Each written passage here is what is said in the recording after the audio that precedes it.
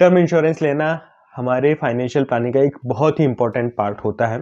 इसीलिए यह भी ज़रूरी होता है कि हम कौन सी कंपनी का टर्म इंश्योरेंस लें, कितने सालों का टर्म इंश्योरेंस लें और उसका जो अमाउंट है वह कितना हो। दोस्तों, इस वीडियो को आप देख रहे हैं, इसका मतलब आप आईसीआईसीआई प्रूडेंशियल लाइफ के आई प्रोटेक्ट स्मार्ट प्लान को परचेस करना चाहते हैं। दोस्तों, इस वीडियो में हम आईसीआईसीआई प्रूडेंशियल लाइफ के आई प्रोटेक्ट स्मार्ट के सारे फीचर्स और बेनिफिट्स को भी डिस्कस करेंगे। साथ ही हम इसके क्लेम सेटलमेंट का भी एनालिसिस करेंगे। नमस्कार दोस्तों, मैं हूं आशुतोष, आपका पर्सनल फाइनेंस कोच। इस वीडियो को मैंने 2 पार्ट में बनाया है। फर्स्ट पार्ट में हम इस प्लान के सारे फीचर्स और बेनिफिट्स को डिकोड करेंगे। सेकंड पार्ट में हम आईसीआईसीआई प्रूडेंशियल लाइफ के पुराने 5 सालों के ट्रैक रिकॉर्ड से इस बात का एनालिसिस करेंगे कि इनका क्लेम सेटलमेंट कैसा है। सिर्फ क्लेम सेटलमेंट देखकर हम किसी भी इंश्योरेंस कंपनी को एनालाइज नहीं कर सकते हैं, क्योंकि क्लेम सेटलमेंट रेशियो बहुत ही मिसलीडिंग हो सकता है। यदि कोई कंपनी छोटे छोटे सारे क्लेम्स को एक्सेप्ट करे और कोई बड़ा क्लेम रिजेक्ट कर दे, तो ऐसे में भी वह एक अच्छा खासा क्लेम सेटलमेंट रेशियो मेंटेन कर सकती है। इसीलिए हमें इंश्योरेंस कंपनी के अदर एस्पेक्ट्स को भी देखना है। इस वीडियो के लास्ट में आप एक इन्फॉर्म डिसीजन ले पाएंगे कि आपको यह इंश्योरेंस परचेस करना चाहिए कि नहीं करना चाहिए। तो चलिए वीडियो को शुरू करते हैं। दोस्तों, यह प्लान हमें 4 ऑप्शंस में मिलता है: life option, life plus option, life and health option and all in one. Life option की बात करें तो लाइफ ऑप्शन में हमें डेथ बेनिफिट के अलावा terminal illness and waiver of premium on permanent disability का जो बेनिफिट है इनबिल्ट मिलता है। टर्मिनल इलनेस का मतलब यह है कि यदि ऐसी कोई टर्मिनल इलनेस हो जाती है, ऐसी कोई डिसीज डिटेक्ट हो जाती है जिसमें डॉक्टर आपको बोल दें कि कुछ महीनों बाद डेथ हो जाएगी, ऐसे केस में इस डिसीज को टर्मिनल इलनेस बोलते हैं। और टर्मिनल इलनेस के केस में आपका जो भी डेथ बेनिफिट है वह आपको डेथ से पहले ही पे आउट हो जाता है। ऐसे में आप उस अमाउंट को अच्छे से मैनेज कर सकते हैं। दूसरा जो बेनिफिट है waiver of premium on permanent disability. इसका मतलब यह है कि यदि एक्सीडेंट के कारण कोई परमानेंट डिसेबिलिटी हो जाती है तो आपका जो भी फ्यूचर का प्रीमियम है वह वेव ऑफ हो जाता है। नेक्स्ट ऑप्शन है लाइफ प्लस ऑप्शन, जिसमें death benefit, terminal illness and waiver of premium के अलावा एक्सीडेंटल डेथ का जो बेनिफिट है वह इनबिल्ट है। एक्सीडेंटल डेथ बेनिफिट का मतलब यह है कि यदि कोई एक्सीडेंटल डेथ होती है तो आपको जो बेसिक सम एश्योर्ड पे आउट होगा उसके अलावा एडिशनल सम एश्योर्ड का लमसम पे आउट होता है। और यह जो एडिशनल बेनिफिट है आप अपने बेसिक सम एश्योर्ड के बराबर तक सेलेक्ट कर सकते हैं। दोस्तों, जो एक्सीडेंटल डेथ बेनिफिट का जो राइडर का जो प्रीमियम होता है काफ़ी अफोर्डेबल होता है और ऐसे में आप एक बहुत कम प्रीमियम पे करके अपना जो सम एश्योर्ड है उसे हाई कर सकते हैं। नेक्स्ट ऑप्शन है लाइफ प्लस हेल्थ ऑप्शन, जिस ऑप्शन में death benefit, terminal benefit and waiver of premium के अलावा एक्सेलरेटेड क्रिटिकल इलनेस का बेनिफिट पेबल होता है। दोस्तों, क्रिटिकल इलनेस का मतलब यह है कि यदि कंपनी की लिस्टेड डिसीजेज में से कोई एक डिसीज आपको हो जाती है तो आपको एक लमसम बेनिफिट का पे आउट होता है। दोस्तों, इस प्लान में वह जो लमसम बेनिफिट है सेपरेट नहीं होता है, बल्कि उसका जो बेनिफिट है एक्सेलरेटेड है। मतलब आपका जो भी बेसिक सम एश्योर्ड है उसमें से आपके क्रिटिकल इलनेस बेनिफिट का पे आउट होता है। एग्जाम्पल के लिए, यदि आपकी 1 करोड़ की पॉलिसी है और 20 लाख का क्रिटिकल इलनेस कवर है, तो आपको यदि क्रिटिकल इलनेस डिटेक्ट होती है तो आपके बेसिक सम एश्योर्ड 1 करोड़ में से 20 लाख रुपए कम करके आपको लमसम पे आउट हो जाएंगे और बाकी आपका कवर वैसे ही चलते रहेगा। एक यही बात इस पॉलिसी की थोड़ी नेगेटिव है कि इसमें जो क्रिटिकल इलनेस का बेनिफिट है एक्सेलरेटेड है, सेपरेट नहीं है। उसे सेपरेट होना चाहिए था। हालांकि इसे आप ऐसा मैनेज कर सकते हैं कि आपको जितना क्रिटिकल इलनेस लेना है उतना अमाउंट का आप अपना सम एश्योर्ड बढ़ा कर लें।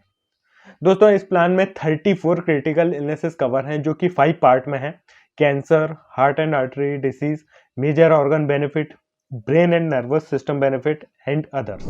दोस्तों, नेक्स्ट ऑप्शन है ऑल इन वन ऑप्शन, जिसमें death benefit, terminal illness, waiver of premium के अलावा एक्सीडेंटल डेथ बेनिफिट भी रहेगा और साथ ही साथ एक्सेलरेटेड क्रिटिकल इलनेस का बेनिफिट भी रहेगा। दोस्तों, इस प्लान में हमें डेथ बेनिफिट के पे आउट के लिए 4 ऑप्शन मिलते हैं, जिसमें lump sum, income, lump sum plus income और इंक्रीजिंग इनकम के ऑप्शन मिलते हैं।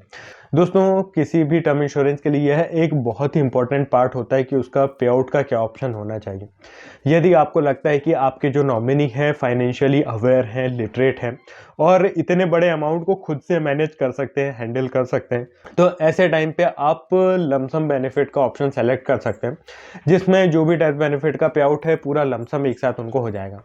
लेकिन यदि आपको ऐसा लगता है कि आपके जो नॉमिनी हैं उतने फाइनेंशियली अवेयर और लिटरेट नहीं हैं, इतने बड़े अमाउंट को खुद से हैंडल नहीं कर सकते, तो ऐसे में आप इनकम ऑप्शन को सेलेक्ट कर सकते हैं, जिसमें आपको जो भी आपका बेसिक सम एश्योर्ड है उसका 10% का amount every year monthly instalment में मिलते जाएगा।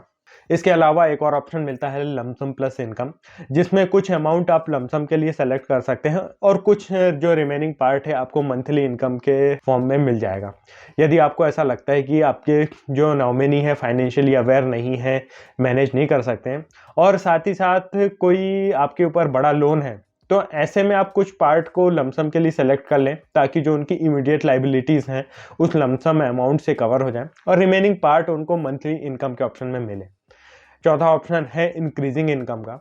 यदि आपको ऐसा लगता है कि इन्फ्लेशन को देखते हुए जो करंट फिक्स्ड इनकम वाला ऑप्शन सही नहीं रहेगा, तो आप इंक्रीजिंग इनकम का ऑप्शन सेलेक्ट कर सकते हैं, जिसमें आपका जो भी बेसिक सम एश्योर्ड है उसका 10% अमाउंट आपको पहले साल मंथली इनकम के फॉर्म में मिलेगा और यह जो अमाउंट है हर साल 10% से बढ़ता भी जाएगा। दोस्तों, हमारा term insurance through out the life हमेशा सेम नहीं रहता है, क्योंकि हमारे लाइफ के ऊपर जो रिस्पॉन्सिबिलिटीज़ हैं, हमारी जो लाइबिलिटीज़ हैं, हमेशा सेम नहीं रहती हैं। जैसे जैसे हमारी फैमिली बढ़ती है, हमारी रिस्पॉन्सिबिलिटी बढ़ती है, तो हमारी जो टर्म इंश्योरेंस की रिक्वायरमेंट है वो भी बढ़ते जाती है। ऐसे में इस टर्म इंश्योरेंस के साथ हमें एक ऑप्शन मिलता है लाइफ स्टेज ऑप्शन, जिसमें लाइफ के डिफरेंट डिफरेंट स्टेजेस में हमारा जो सम एश्योर्ड है उसे एनहेंस करने का, उसे इंक्रीज करने का हमें एक ऑप्शन मिलता है, जिसमें मैरिज के केस में हमें 50% of sum assured, maximum up to 50 lakh, first child के केस में 25% of sum assured, maximum up to 25 lakh, and second child के केस में भी 25% of sum assured, maximum up to 25 lakh तक का अपना जो सम एश्योर्ड है उसे इंक्रीज करने का ऑप्शन मिल जाता है, जो कि एक बहुत ही अच्छा ऑप्शन है।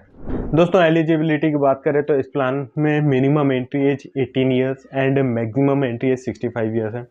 इस प्लान में हमें सिंगल पे, लिमिटेड पे एंड रेगुलर पे का ऑप्शन मिलता है। सिंगल पे का मतलब यह है कि आपका इंश्योरेंस चाहे कितने भी टर्म का हो, उसका टोटल प्रीमियम आप सिंगल प्रीमियम में पे कर देते हैं। लिमिटेड पे का मतलब यह है कि आप टोटल जो प्रीमियम है एंटायर टर्म का कुछ सालों में पे कर देते हैं, जैसे कि 5 ईयर, 10 ईयर, 7 ईयर। लिमिटेड पे में ही एक पे टिल 60 का ऑप्शन होता है, जिसमें यदि आप कोई गवर्नमेंट जॉब करते हैं या फिर आपको ऐसा लगता है कि आपकी अर्निंग सिर्फ 60 तक रहेगी, 60 के बाद आपकी अर्निंग बंद हो जाएगी, लेकिन आपका जो पॉलिसी का टेन्योर है 85 या फिर 99 कुछ भी हो सकता है, तो आप पे टिल 60 का ऑप्शन सेलेक्ट कर सकते हैं, जिसमें आपको प्रीमियम सिर्फ 60 की एज तक ही पे करना होगा, बट आपका पॉलिसी पूरे टर्म तक ही चलते रहेगा। दोस्तों, टेन्योर की बात करें तो इस प्लान में हमें मैक्सिमम टेन्योर 85 ईयर्स की मिलती है, मतलब हम 85 ईयर्स की एज तक के लिए पॉलिसी ले सकते हैं। लेकिन इस प्लान में हमें एक फुल लाइफ कवर का भी ऑप्शन मिलता है, मतलब हम 99 ईयर्स की भी पॉलिसी ले सकते हैं, हमारे 99 ईयर्स की एज तक के लिए पॉलिसी ले सकते हैं। दोस्तों, हमने चाहे लाइफ प्लस ऑप्शन सेलेक्ट किया हो, लाइफ हेल्थ ऑप्शन सेलेक्ट किया हो या फिर ऑल इन वन सेलेक्ट किया हो, और हमारी पॉलिसी चाहे कितने भी टेन्योर की हो, 85 हो, 99 हो, लेकिन जो एक्सीडेंटल डेथ का बेनिफिट है सिर्फ 80 ईयर्स तक की एज के लिए ही वैलिड रहेगा। यदि 80 के बाद एक्सीडेंटल डेथ होती है तो एक्सीडेंटल डेथ का बेनिफिट नहीं मिलेगा। वैसे ही क्रिटिकल इलनेस का जो कवर है सिर्फ 75 की एज तक के लिए ही है। 75 के बाद यदि कोई क्रिटिकल इलनेस डिटेक्ट होती है तो उसका बेनिफिट आपको नहीं मिलेगा। दोस्तों, क्लेम एनालिसिस स्टार्ट करने से पहले मैं आपसे एक रिक्वेस्ट करना चाहूँगा, यदि आपको ये वीडियो अच्छा लगा हो और आप हमारे काम को सपोर्ट करना चाहते हो, तो अपना यह जो इंश्योरेंस है आप हमारे साथ भी परचेज कर सकते हैं, जहां हम आपकी फाइनेंशियल और करंट सिचुएशन के अकॉर्डिंग आपको एक सही टर्म इंश्योरेंस रिकमेंड करते हैं। साथ ही साथ इस चीज़ का भी एनालिसिस करते हैं कि आपको कितने सालों का टर्म इंश्योरेंस लेना चाहिए और आपकी करंट फाइनेंशियल सिचुएशन और लाइबिलिटीज़ के अकॉर्डिंग आपको कितने अमाउंट का टर्म इंश्योरेंस लेना सही रहेगा। दोस्तों, क्लेम एनालिसिस के लिए हमने IRDAI के वेबसाइट से लास्ट 5 ईयर्स का डाटा लिया है, जिसमें 17-18 से 21-22 तक का हमने एनालिसिस किया है, जिसमें हम उनके पेंडिंग क्लेम्स को देखेंगे, पेंडिंग क्लेम्स के लिए कितना परसेंटेज अमाउंट पेंडिंग है, कितना क्लेम सेटलमेंट रेशियो है और उस क्लेम सेटलमेंट रेशियो के लिए कितना परसेंटेज अमाउंट इन्होंने सेटल किया है, हर साल कितने परसेंट क्लेम रिजेक्ट हुए या फिर रिप्यूडिएट हुए हैं। दोस्तों, इंश्योरेंस कंपनी क्या होती हैं, रिजेक्टेड क्लेम्स को ज़ीरो रखने के लिए उन्हें रिप्यूडिएट कर देती हैं, मतलब पहले से ही उन्हें रिजेक्ट नहीं करती हैं बल्कि उन्हें प्रोसेस में आने के बाद रिप्यूडिएट कर देती हैं, रिजेक्ट कर देती हैं। तो हम दोनों रेशियो को कंबाइन देखेंगे कि रिप्यूडिएटेड और रिजेक्टेड क्लेम्स कितने हैं और उन क्लेम्स के लिए बेनिफिट अमाउंट कितना है। दोस्तों इस शीट में आप देखेंगे तो 17-18 में 27 क्लेम्स 0.24% क्लेम्स पेंडिंग है, जिसके लिए 1.73% का बेनिफिट अमाउंट पेंडिंग है। 97.88% का क्लेम सेटलमेंट रेशियो है और उस 97.88% क्लेम्स में सिर्फ 92.03% का जो अमाउंट है वह सेटल हुआ है।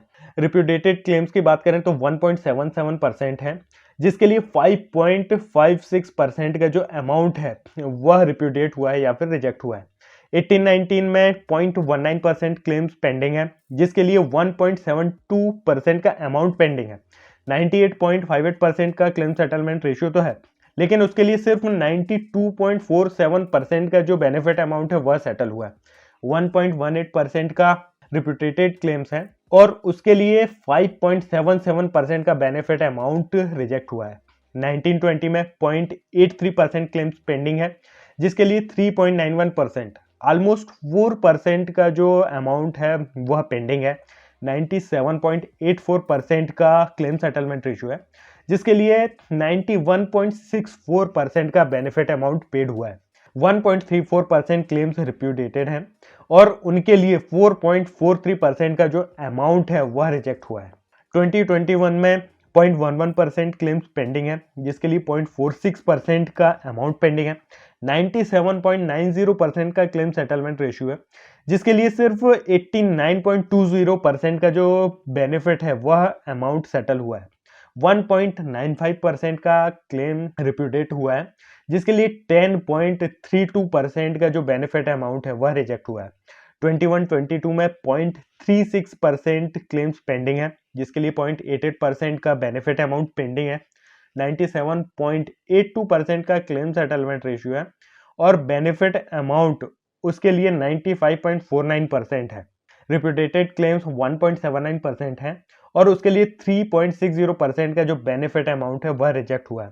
यदि हम इन 5 सालों का एवरेज देखें तो ऑन एन एवरेज 0.41% के जो क्लेम्स हैं हर साल पेंडिंग है, जिसके लिए 5.88 ऑलमोस्ट 6% का जो बेनिफिट अमाउंट है वह पेंडिंग है। क्लेम सेटलमेंट रेशियो ऑलमोस्ट 98% है और उस 98% क्लेम्स में करीब 92.16% का जो अमाउंट है वह पे हुआ है। 1.61% क्लेम रिप्यूडेटेड है, जिसमें ऑलमोस्ट 6% का जो बेनिफिट अमाउंट है वह रिजेक्ट हुआ है। तो दोस्तों इस एनालिसिस से हम समझ सकते हैं कि क्लेम सेटलमेंट रेशियो और अमाउंट जो सेटल हुआ है उसमें ऑलमोस्ट 6% का डिफरेंस है। मतलब कि सिर्फ क्लेम सेटलमेंट रेशियो देखकर हम किसी भी इंश्योरेंस कंपनी को एनालाइज नहीं कर सकते हैं। यदि हम इस कंपनी की बात करें तो अमाउंट सेटलमेंट रेशियो करीब 92% है, जो कि अच्छा है। यदि किसी कंपनी का अमाउंट सेटलमेंट रेशियो 90% से ज़्यादा है तो हम उसे एक अच्छी कंपनी मानते हैं। ऐसे में यदि आप इस कंपनी का टर्म इंश्योरेंस परचेज करना चाहते हैं तो इसके फीचर और बेनिफिट्स भी बहुत अच्छे हैं और साथ ही साथ इसका जो क्लेम सेटलमेंट है, अमाउंट सेटलमेंट है, वह भी बहुत अच्छा है और आप इस प्लान को बाय कर सकते हैं। मैं फिर से रिपीट करूंगा, यदि आप इस प्लान को बाय करना चाहते हैं तो आप हमारे साथ भी परचेज कर सकते हैं। दोस्तों इस वीडियो से रिलेटेड आपका कोई भी डाउट है तो आप नीचे कमेंट करके पूछ सकते हैं। दोस्तों यदि आपको ये वीडियो अच्छा लगा तो इसे लाइक ज़रूर करें, चैनल को सब्सक्राइब करें। आज के लिए बस इतना ही, मिलते हैं नेक्स्ट वीडियो में। धन्यवाद।